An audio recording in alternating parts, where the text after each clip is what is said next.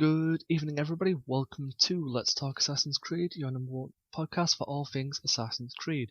So it's going to be officially 3 days, if my maths is right, till Valhalla drops. And we know a lot, we still don't know much, and there's tons of mysteries to uncover. So in this last episode before Valhalla, because when Valhalla appears, I'll be doing all gears towards Valhalla and the content in the game. So this final podcast, before it arrives, we're just going to meet up with two good friends. Andrew from Hello. Visions. Arshak from oh my god. AC Landmarks. Sorry, my brain's fried. Good job. It's not Let's Talk Assassin's Creed. That's yours. It's literally, it's 10 to 11 at night in the UK. I am very sleepy. You're forgiven. It's AC Landmarks. Hello. So this is just us three coming together and giving our final impressions. Now, I do feel that Arshak has a leg up in this conversation because the lucky person has played the demo. Yay! I feel betrayed. So I feel like It's okay. 10 more days. 10 more days. well, Since this recording. Yes, we're recording this on Halloween. Spooky. Yeah. So, as the recording is 10 days to Valhalla, so there could be a lot of stuff to appear in the next day, but we have the bulk of the trailers out. We have the season pass, we have the CGI, and we have the story trailer. So there's not really much more to reveal, would you say? I mean, I just want them to reveal some stealth stuff with like a cool CGI trailer. Like that's all I'm asking. Like we got the Viking stuff. I get it. We're Vikings. But show me some cool assassin moves in the trailers. I'm going to buy it. Like I just want other people to buy it because it's a stealth game. Yeah, it's just all we've seen in the marketing is Viking. Let's see a little bit more. What else has it got? Yeah, like it's like we know it's Assassin's Creed Valhalla. It's Valhalla. It's a Viking game. Show us some elements that bring us back to like AC2 or like AC4, like back when they used to do even the AC4 trailer, right?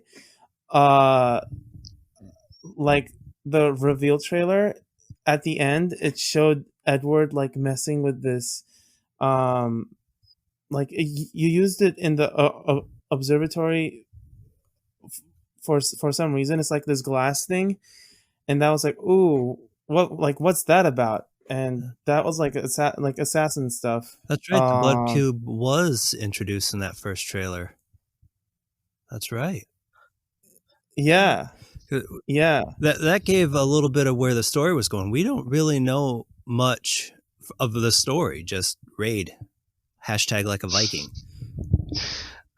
Well, yeah, and the Cult of Mithras, and I'm like, okay, Cult of Mithras. Like I researched it, but how does it tie in? See, this is where I'm on the flip side. For me, the less we know, the more we're surprised. You see it when you see a TV show or you see a movie advertised, to give you little snippets, nothing that's gonna give you plot directions. You've just got to wait to that film for the big reveal. And a lot of the AC game trailers in the past, I've caught up with them, I've watched a lot of them. I feel they do reveal some stuff, like Unity alludes to the multiplayer in the trailer. You see some of your mates with Arno, so you already know, okay, multiplayer could be coming. Glass Cube and Black Flag, you already know there's going to be ESU connections. But this time around, because you don't know much more than like a Viking, that moment where a major assassin lore thing comes in, you're not going to know how to react. It's not going to be, oh, I recognize this from a trailer, or I recognize a YouTube person talking about it. It's going to be, holy moly, I didn't see this coming. Yeah, I mean, there's going to be a lot of stuff that we don't see coming because, like we don't know the game really. All we know is that Sigurd might be a backstabber. Like, and when that information was like given by Darby, the assassins were like, "Ooh, AC lore, AC lore," Uh, like, which is awesome. I think the biggest one for me, I don't know if you guys will agree, is I recently rewatched the trailer for Assassin's Creed Revelations. One of the coolest cinematics. But in the Definitely. in the cinematic trailer, they show you Ezio getting a noose on his neck and then him breaking free. Such a cool moment. But that in game turns into a mission to how you escape. And for me, if that wasn't shown in a trailer and you lived that in the game without a trailer showing you, that would have had a bit more of an impact than seeing it in a trailer. Oh yeah, you're right. Well, that's fair. I've been in the series long enough that I miss the teaser trailer, that first trailer, be the opening video to the game. I miss that. I totally forgot about that.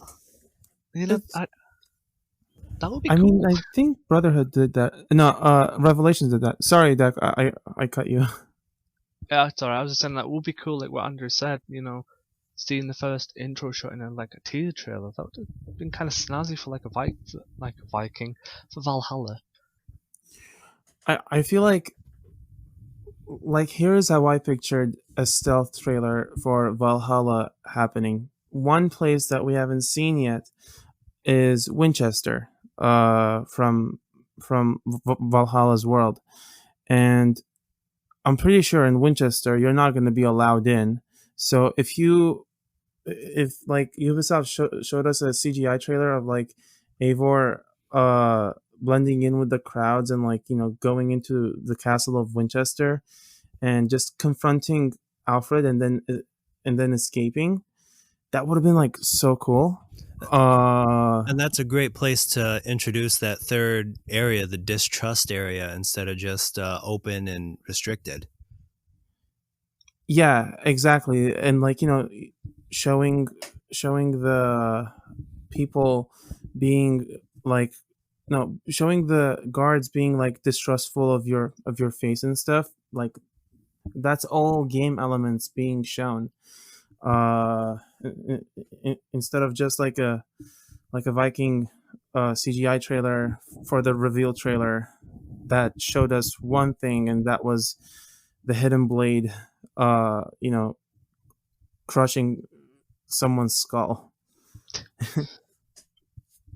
But I really think the reveal trailer where Ava used that hidden blade to kill somebody was one of the most impactful trailers so far, because you're getting this gritty Viking stereotypical battle, and you think, okay, it's just going to be another Viking game. Then you see someone give orders for Eivor to be killed, and then suddenly, where did this hidden blade come from? It opened the doors to, is he an assassin? Is he not? And I think that drummed up so much hype that not having that revealed so much, even we know how to get the hidden blade, but we don't know much about it unless you played the demo, that it leaves more wanting. You don't have to search YouTube to rewatch a video over and over and over and over again to get the details, or a trailer over and over. You're left wanting to experience it yourself. And I think that's something the marketing has done a little bit by hiding certain elements. You want to find them for yourself. A perfect example is Feign Death. They've not shown Feign Death, and that has made me more excited to try it. To be honest, I didn't try Feign Death. I think that's a skill you acquire, isn't it? I believe so. I believe so as well. Yeah, it's a skill from the books of knowledge, right? I think so. I think so. Or it's just a skill that you unlock. I didn't double check on that, but like the stuff I learned on about like the assassin stuff during my demo was like when you have your hood on, people will like call you out for having your hood on. Like I didn't know that that happened, and when that happened, I was like, oh my god, that guy is calling me out. And then my demos was like, yeah. I'm like, that's a big Assassin's Creed thing, man.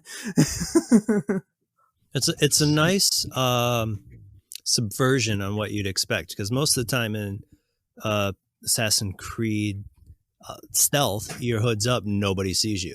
Doesn't matter what's going on, your hood's up, you can't be seen unless they're right on top of you. So it's something that's exciting me for the game in general. It's the new ways to look at old features. Yeah. I mean, even that ching sound, like when you aerial assassinate someone. Oh, the extension of the Hidden Blade, that old AC1 sound. Yeah, like I'm gonna do a lot of aerial assassinations because of that. I think for me, I'm still confused of how Avar's Hidden Blade works. I've spoke to a few people. I've read it in the little Wikipedia. I've done my research on the Hidden Blade, and pre-Altair, it is known that the Hidden Blade was used by a bit of wire on a ring, and then once you flick your wrist, it comes out. But there's also text that they use a special muscle on the underside of your wrist, which I recently learned in the AC Sisterhood server, that also helps retract the blade. Now, with the blade being on top, and I don't see a ring on Avar's finger, how is he using the Hidden Blade? Is there a muscle in the top of his wrist he's now using, or what? I'm confused. You see, he's a Viking, so he like works out a lot, and then his forearm is so strong that the wrist blade is just activated through that. Yeah, it could work a lot like Ezio's blade with a hidden button on the inside. Because I was wondering how Darius did it as well, because it looks like it's the original design from Darius, how the blade was always meant to be on the top, but everyone decided to put underneath instead. Darius's blade should work with a ring and string because it was Bayek's blade. That would make sense. It's just going to be confused at how Avar's blade is operating differently to everyone else, because the muscle structure in your wrist, even if you are a bit beefier, the tendons and the muscles are on the underside, and the top side is more bone.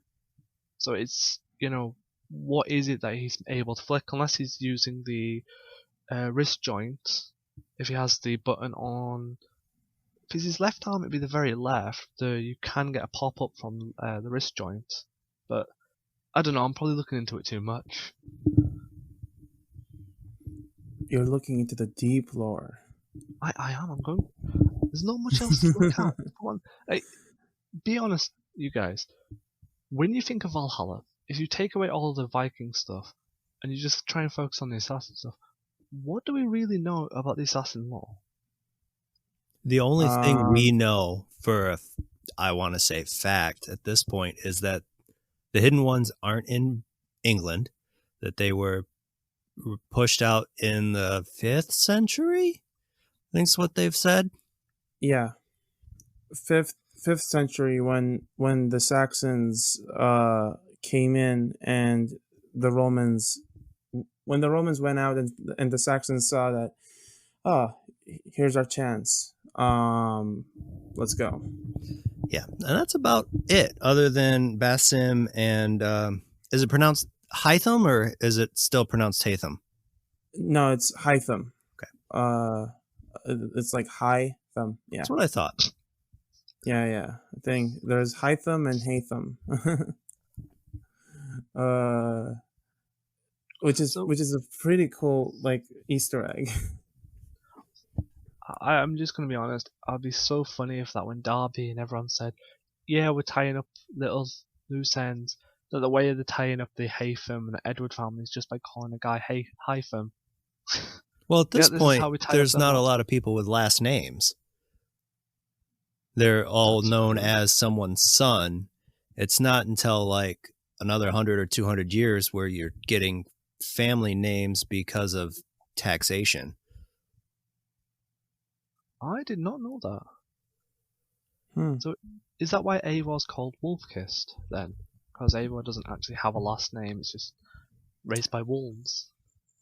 No, I think Eivor has a last name, but I seem no, that's Sigurd. Isn't Sigurd? It's like Sigurd Strefbjorn's son or something like that. Yeah, I mean they're all sons, so Yeah, because they use their last names as their father's name and then son. I'm hopeful that they name some of the female characters as so and so daughter, because that was another thing that we'd see around this time period too. yeah. And I feel like, I don't feel like Eivor is gonna have a last name because they're like gendered. So if you call them son, then how is son Right, because of the gender the choice. That female makes even? sense. Yeah. So I take back Eivor having a last name. They're just the wolf kissed. I am hopeful that we'll see, like, I'm hopeful that his parentage, Eivor's true parentage, is a nice reveal, is something that seems logical within the story and is actually Yeah. touched on. You know what I love the most about just like exploration in Assassin's Creed Valhalla. It's those cairns activities that happen because you get to know Eivor's like childhood relationship with their mother, and yeah, it just like develops this like clearer picture of Eivor in front of you, which is like pretty awesome. It reminds me of AC Origins' Stone Circles, um, but this time it's you that the story is like developing, not just like Camus. Learning more of the main character's backstory is instead of main character motivation. Yeah, exactly. Which I found to be like pretty neat by whoever is writing those Karen stories. See, I'm quite interested about the cairns, but there is something mythological that I'm very interested about because of some of the trailers before the season pass. So you guys will have to correct me if I'm wrong, okay? Mm-hmm. But a lot of wolf images in Viking mythology is Fenrir. Probably pronounced the name wrong. Fenrir. Now, Darby mentioned something about Eivor having a prophecy, and that's why he goes to the seer and he goes to the mythological places because he wants to try and answer this prophecy. We also see Fenrir in the trailers as somebody we fight. What if some of the wolf kiss meaning has something to do with Norse mythology and Fenrir herself? It would make sense considering I think it was Darby who stated that the wolf mounts and the non-standard mounts are animus trickery. Yeah, which makes sense.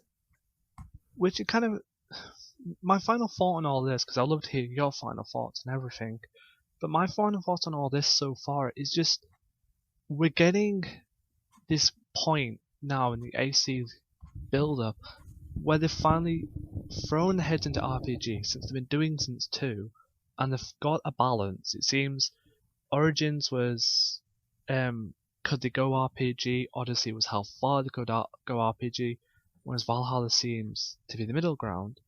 And it's a fixed RPG. Ooh, I like the idea of that.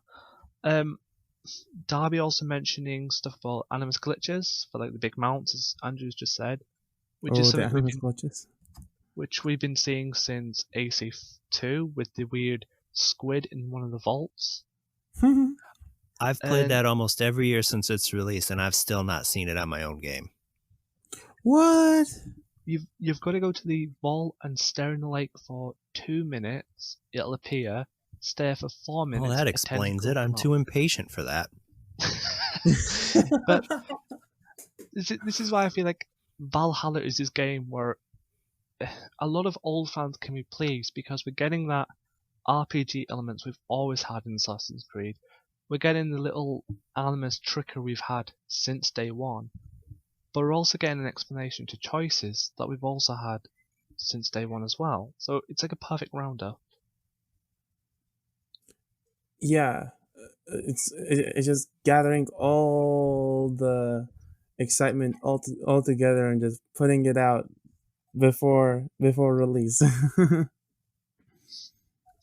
So individually, we'll start with Andrew.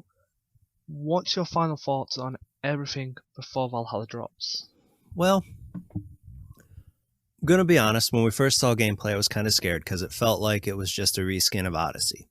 As it's moved forward, it feels vastly different. And I'm kind of excited to see how the story has evolved since Odyssey. Not just Eivor's story. They've said that this is meant to quote unquote tie up all the loose ends. So I'm curious about Layla's story. I'm curious about Atso's story. I'm really invested in the story and how that goes. And I'm kind of sitting on edge, just waiting to see where it all goes, especially not seeing much from the modern day side of the game. Arsh? That's good. I'm on the like again like when I saw the gameplay at first, I was like, it's a bit unpolished and stuff, and then like it's like a different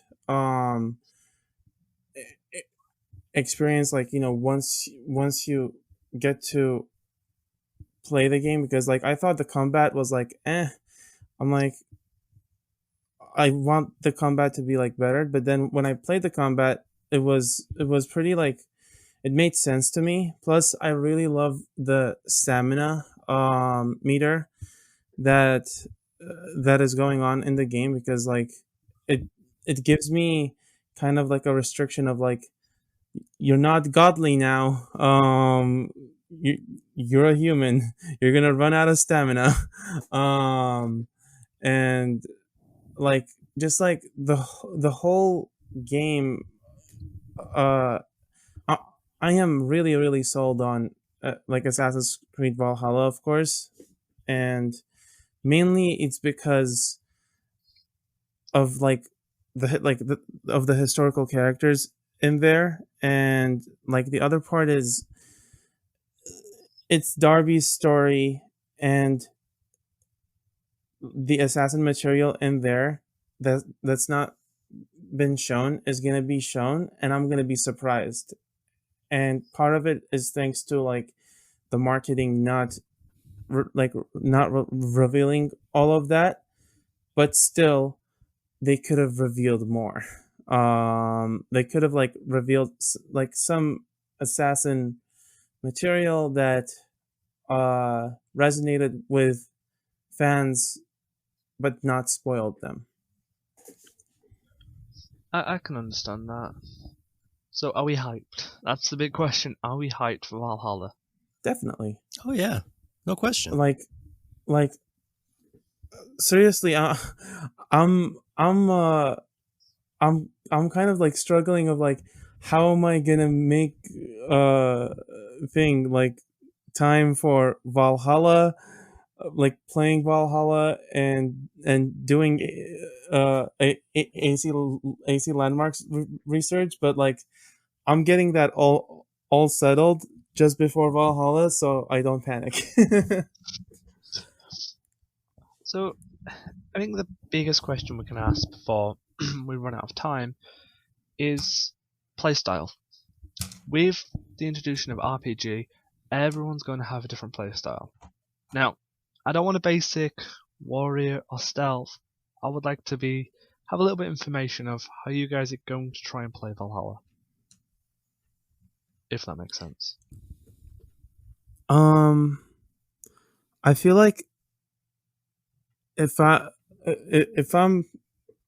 gonna go on the stealth part of the game, I need to be patient in Valhalla because stealth takes a lot of patience. And when I played it, I was like 25% stealthy because like I only had like limited time to play it, and I didn't want to like you just had to go in there, finish the mission and get out. But like the stealth in there is really good, but it requires patience. And I feel like at first I'm gonna be 50-50 with the game, like 50% stealth and then 50% like warrior, uh and then I'm gonna try to do everything stealthfully on my second run. Yeah, it's really going to come down for me on how difficult the combat turns out to be, between the new health system, between how accurate I am with a bow, which in Odyssey and Origins isn't that accurate. And as I've already said with my patience, it's kind of low. So it's really going to come as a mix of hunter and not hunter, of warrior and assassin, based on how quickly my damage goes down, how much foodstuffs I carry, that kind of thing, on basically how stealthy I'll end up playing it, or as a main point, because there's going to be those places like Winchester where you are stealthy or you're dead. Oh yeah, and even Leicestershire was like pretty difficult. Those distrust areas are very very tricky, and I really want them to work on kind of not making it so difficult in the distrust areas to be like figured out, because you get figured out really quickly. Those arrows are very annoying. Like where the guards are like seeing you. I think for me, my playstyle is going to be the playstyle I've been playing since Odyssey, and that is what I call the Legacy Assassin build. I always make my characters based off some traits from the old Assassin, so very heavily in the stealth, very much like Ezio, Altair, and Arno for stealth, but I'm also going to make myself a skilled archer, very much like how Bayek was. So, and Connor, I think Connor was very skilled for archer, but I really could never use the bows in AC3 until the remaster. Oh yeah, There is archery too. Oh, I'm going for the silent but deadly approach. You won't know I'm there till you're dead. Yeah, I recently started using the bow in like Ghost of Tsushima, which makes life so much easier. I don't know if you guys played Ghost of Tsushima. No, I'm an I Xbox haven't. player.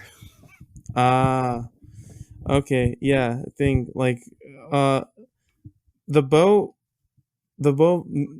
makes it like so much easier, but I prefer like close the close interaction.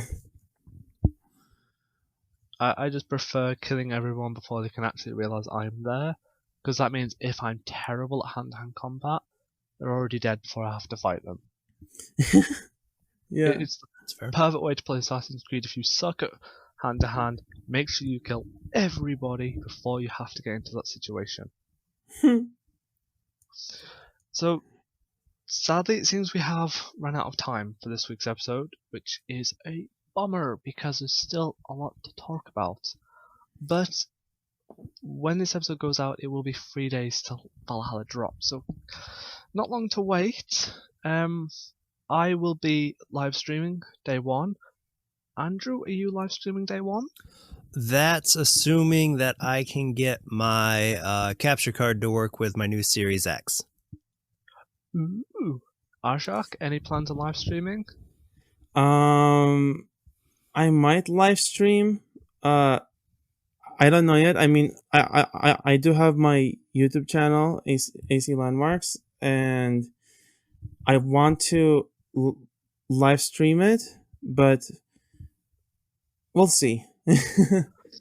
Well, on the 10th, you'll be able to catch me live streaming, and I'll also put a link on my Twitter for when Andrew goes live, so you all can tune in. Also, a quick one, if you head over to Twitter when this goes live on the 3 days, there'll be more information of the upcoming competition on the 10th of November.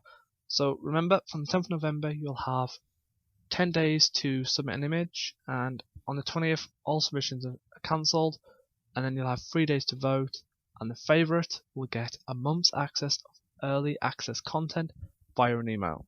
So, good chance to catch this show for a whole month for free. I like free.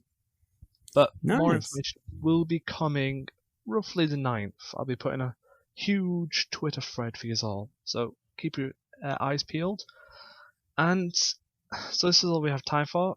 Make sure to check out the description. There'll be a link to Andrew's Twitter, so you can check it out, check his podcast. All should know by now, there'll be a link to Arshak's Twitter as well, so you can check all his threads out and keep yourselves up to date as much as Awesome. possible. That's great. So, we'll catch everyone again. I'm hoping maybe us three can get back together maybe a month after Valhalla. Oh, it's gonna be shorter than a month after Valhalla. I think we're gonna talk about Valhalla a lot. If not Yeah, here, if then not on part of Twitter, the that's for sure. Yeah, like I'm always talking about Valhalla, and I just don't want to spoil it to people, and I'm like, how am I gonna handle not spoiling? When is the spoiler threshold?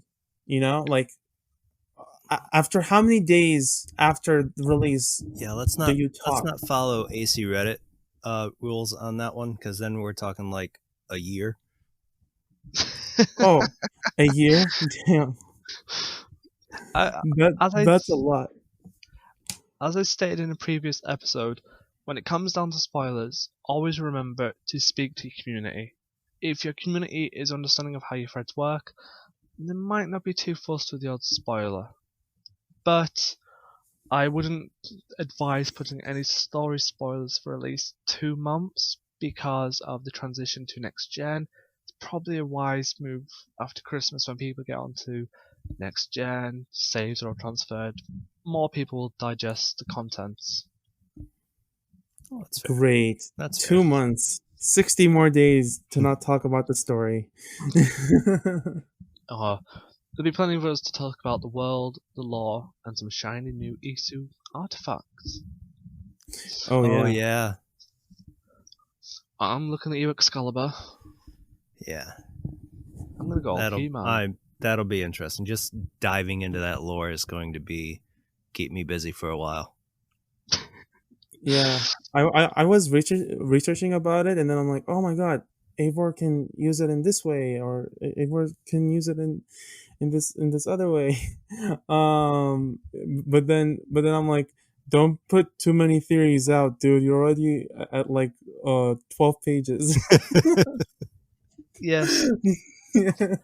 And something you non-British folks should know before we end: British mythology is not 100% simple. You have hundreds of stories for the simplest object.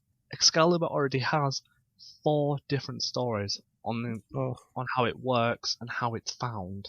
So this actually gives Valhalla wiggle room on how to do their own impression of Excalibur and other Arthurian legends. Yeah, I mean, there's not just one Sword of Eden. Apparently, there's many Swords of Eden, and I'm There's like, what?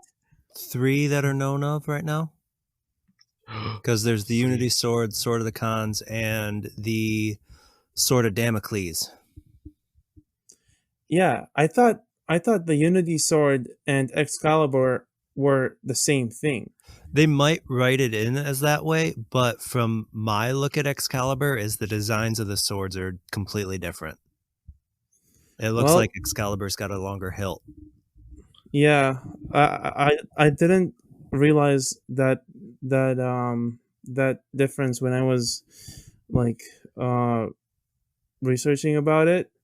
Obvious alias thing pointed it out for me. And then I'm like, oh damn, didn't realize it. But I don't know. Maybe someone changed the health after Eivor used it.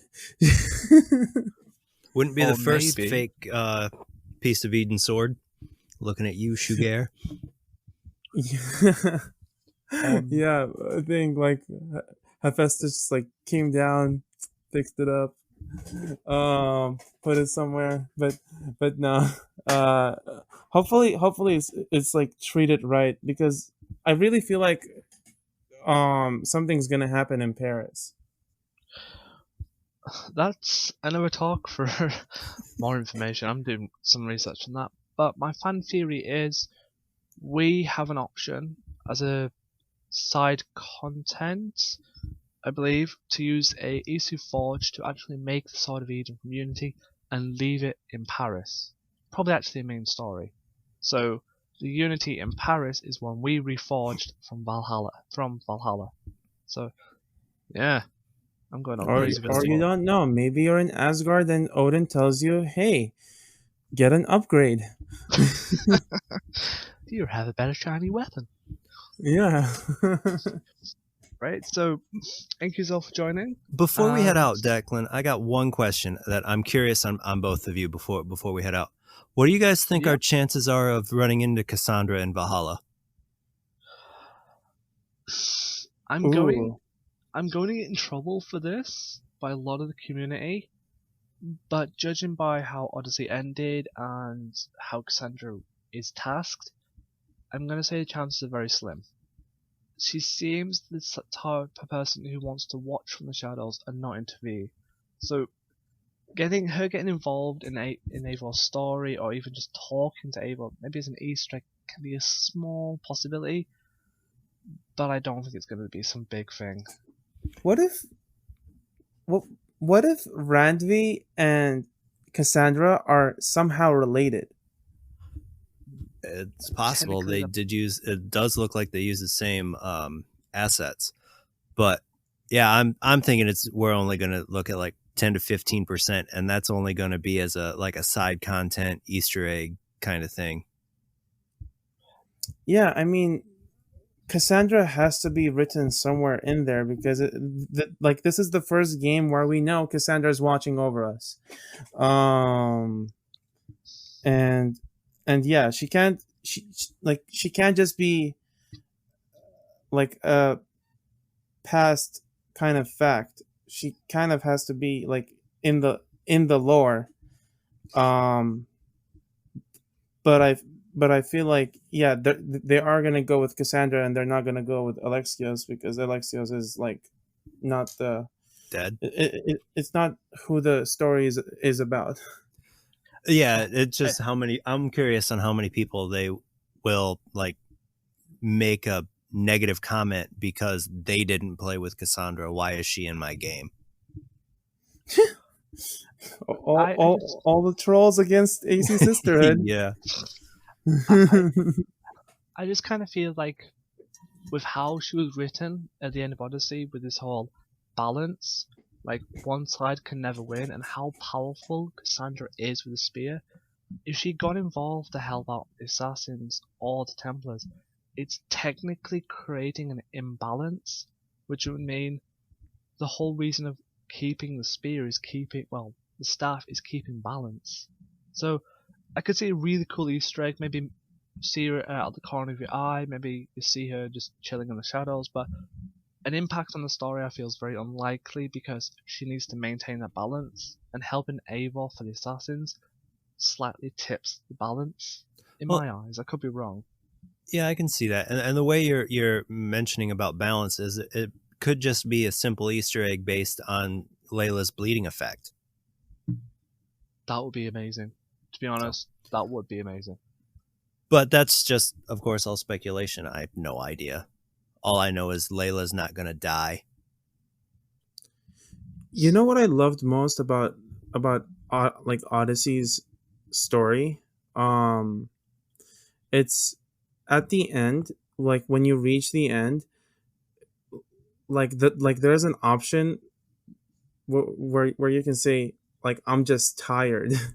Like you know, you see your character, like, go through all these stories, and then they're talking to like Althea, and I I feel like, I don't know, they got a character change through there for me, because like I just finished AC Odyssey, and like in full, and it's pretty new to me, like this thing, because like I never watched what happened in the DLCs, and when I saw it, I'm like, damn, like Cassandra's really just like, she's tired, and like she's human too, and like I want to see her in Valhalla. She's gonna be like, she's a very integral part of the Assassin's Creed lore right now. So I feel like Darby will use her somehow. I can agree seeing using this somehow. I've just always believed that for the integrity of story and setting, it's always finding the right balance. And if we do see Cassandra in Valhalla, I will be over the moon, because I did enjoy her character. But with what she saw through the pyramid, and she saw the assassins, she saw Syndicate, and she saw everything, I technically hypervise she saw Eivor in theory, because it looks like Pythagoras showed her all the assassins to come. So because she knows the outcomes already, she can't really get involved with that knowledge. So that's my kind of stand. I want to see her, be really cool as an Easter egg, but as an involvement, it kind of tipped the balance of the law in my eyes. I can understand that. Yeah, but here's to Valhalla having a really memorable story. Yep.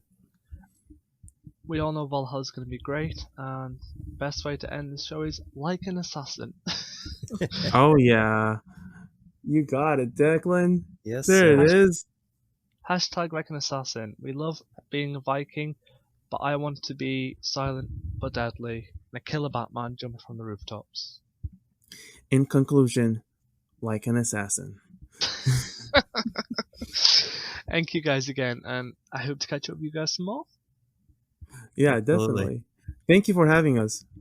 Yeah, it was fun. Always a pleasure. Always a pleasure, guys. Awesome.